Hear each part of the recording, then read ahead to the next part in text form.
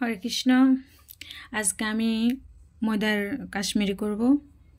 তো এখন আমি ময়দাগুলো মেখে নিচ্ছি জল দিয়ে, ঠিক যেমন রুটি যেভাবে করে সেভাবে ময়দাগুলো মেখে নেব, রুটির ডোয়ের মতো। তো এখানে আমি 2 কেজি ময়দা নিয়েছি। এখন হালকা মাখা হয়েছে, আরও মাখতে হবে, অনেকটা মাখতে হবে। তারপরে রেস্টে দিয়ে দেব আমি 2 ঘন্টা। যতক্ষণ রেস্টে দেওয়া যায় ততক্ষণ পর্যন্ত এটা ভালো হয়, যত বেশি রেস্টে দেওয়া যায়। তো এখন আমি ধুয়ে নিচ্ছি। এটা আরও আগ থেকে ধোয়া হয়েছে, প্রথম থেকে যে ধুইছি ওটা তো দেখাতে পারি নাই, এখন ধুইতেছি এটা লাস্টের প্রায় ফিনিশিং ধোয়াটা।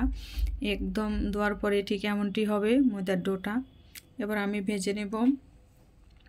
ভেজে নেওয়ার পরে আমি আজকে এটা টমেটো এবং আলু দিয়ে রান্না করব।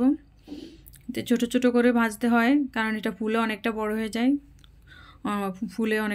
দেখতে অনেকটা সুন্দর লাগে। অনেকগুলো হয়ে যায়, পুরো কড়াইতে পুড়ে যায়, ভালোই লাগে দেখতে। তা আমি উল্টে পাল্টে নেব, এপিট করে উল্টেলে অনেকটা বড় বড় হয়ে যাবে, ভাজিটা অনেক বড় হয়ে যাবে, দেখতে অনেকটা সুন্দর লাগবে। তো দেখতে পাচ্ছেন আস্তে আস্তে ফুলতেছে, এই যে দেখুন কি সুন্দর হয়ে গেছে ফুলে, একদম মনে হচ্ছে পুয়া পিঠার মতো লাগছে।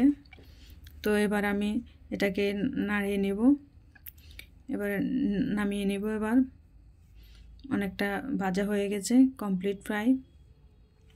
একটু লাল লাল করে ভেজে নিলে তরকারিটা অনেক সুন্দর দেখায়, কালারটা অনেক সুন্দর আসে। একটু কম ভাজি করলে কেমন সাদা সাদা সুন্দর লাগে না কালারটা। আমি আর একটু ভেজে নিচ্ছি, অনেকগুলো হবে তো, ছোট ছোট করে ভাজলে অনেকগুলো হয়। যত বেশি ভিজিয়ে রাখা যায়, যত বেশি এটাকে মথানো যায়, তত বেশি ফুলে, তত বেশি সফট হয় কাশ্মীরিটা খেতে। এবার আমি আলুগুলো ভেজে নেব, আলু দিয়ে রান্না করব। তো আলুগুলো আগে দিয়ে ভেজে করে নামিয়ে নেব।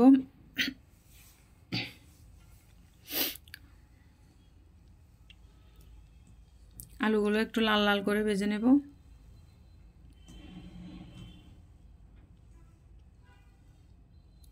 তো হয়ে আসছে প্রায় অনেকটা, দেখুন খুব সুন্দর লাল লাল হয়ে গেল।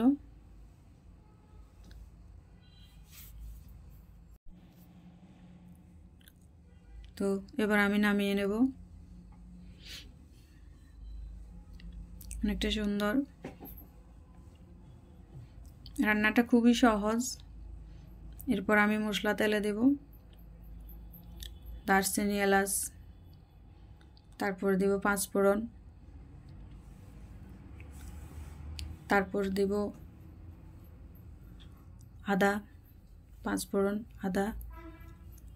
এখানে আরও মশলাও অ্যাড করা যায়, অনেকে সাম্বার, অনেকে হিং মশলা ব্যবহার করে, ওটা আমি দেব না। ওটা ঘ্রাণটা কেমন আমার কাছে খুব বাজে লাগে, আমার ভালো লাগে না।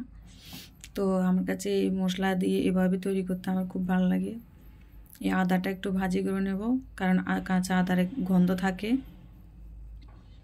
আদাগুলো একটু লাল লাল করে ভেজে নেওয়ার পরে টমেটোগুলো দিয়ে দেব। দেখুন ভাজা হয়ে গেছে।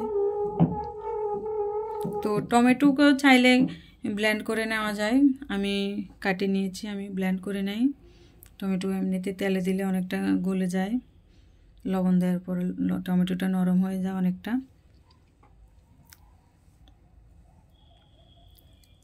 এই দেখুন অনেকটা নরম হয়ে আসছে। এখন আমি এটাতে লবণ দিয়ে দেব,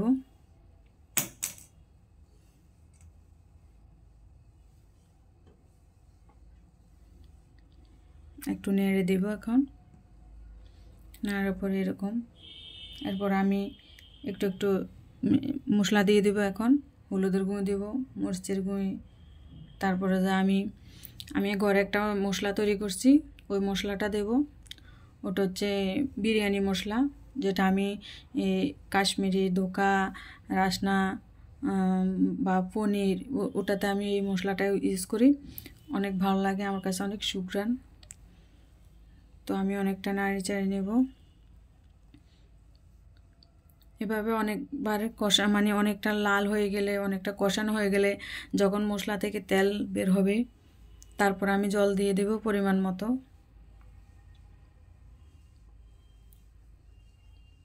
জলটা একটু বেশি দেওয়া লাগে, কারণ ময়দা তো জলটা টেনে নেয়। তো মশলা প্রায় ভাজি হয়ে গেছে,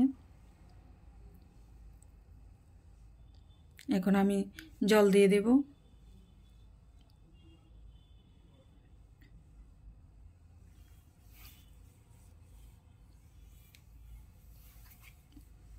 তারপর ভেজে রাখা আলুগুলো দিয়ে দেব।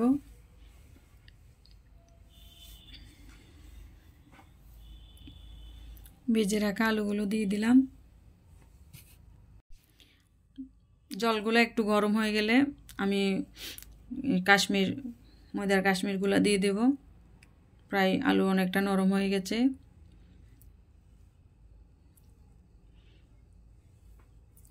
এখন ভেজে রাখা কাশ্মীরগুলো দিয়ে দেব।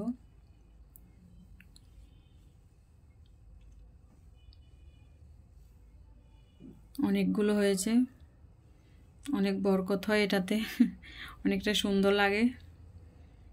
একটু চাপি চাপি দেব, কারণ কড়াইতে আটে না, এত বড় কড়াই, তারপর আটতেছে না প্রথম অবস্থাতে। কিছুক্ষণ পর এটা মিলিয়ে যাবে অনেকটা, যখন ভিতরে জলগুলো ঢুকবে, তরকারি ঝোলগুলো ঢুকবে, তখন এটা অনেকটা মিলিয়ে যাবে। এবার আমি নেড়ে দেব।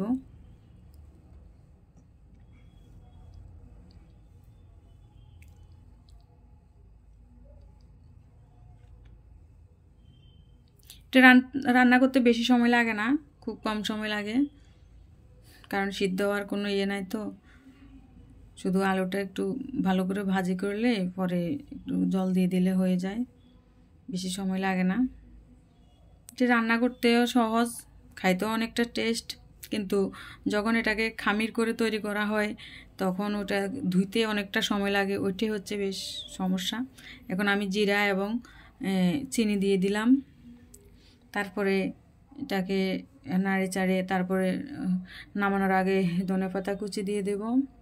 প্রায় আমার রান্নাটা হয়ে গেছে, হয়ে আসছে, অনেকটা সুন্দর দেখা যাচ্ছে। দেখুন, রান্নার শেষে আমি ভগবানকে ভোগ দেব, তারপরে আমরা প্রসাদ পাবো। তো আপনাদের সবাই নিমন্ত্রণ রইল, আপনারাও এই রেসিপি ঘরে তৈরি করবেন, যদি না পারেন আমার বাসায় আসবেন, আপনাদের প্রসাদ পাবো, ভগবান যদি কৃপা করেন। তো এই তো প্রায় অনেকটা হয়ে গেছে, অনেকটা সুন্দর লাগছে, বাস দেখতে অনেকটা সুন্দর। তো সবাইকে হরে কৃষ্ণ। আবারও সবাই আমার চ্যানেলটিকে সাবস্ক্রাইব করুন, আমার পাশে থাকুন। সবাইকে শুভ প্রণাম, ধন্যবাদ সবাইকে।